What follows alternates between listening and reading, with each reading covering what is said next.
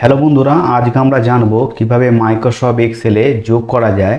আমি এখানে কিছু নাম এবং বেঙ্গলি ইংলিশ কিছু সাবজেক্ট নিয়ে নিয়েছি। আমি এখানে দুটো সেল নিয়েছি। আপনাদের কাছে 4টে 5টা যতই সেল থাকুক না কেন, যোগের ফর্মুলাটি এক হবে।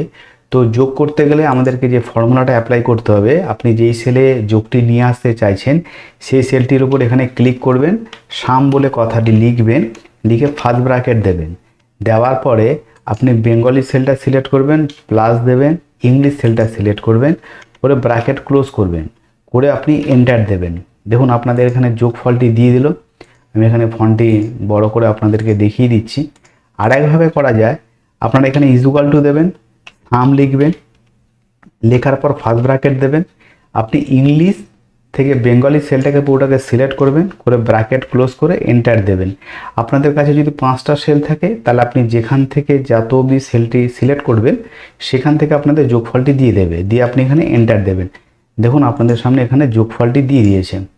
তো আশা করি বন্ধুরা ভিডিওটি ভালো লেগেছে এবং বুঝতে পেরেছেন। আমরা মাইক্রোসফট এক্সেলে কিভাবে করব বন্ধুদের সাথে শেয়ার করবেন, চ্যানেলটিকে সাবস্ক্রাইব করে নেবেন। পরের ভিডিওতে আপনাদের সাথে আবার দেখা হচ্ছে। চ্যানেলের লং ভিডিওগুলি অবশ্যই দেখবেন। ভিডিওটি দেখার জন্য ধন্যবাদ বন্ধুরা।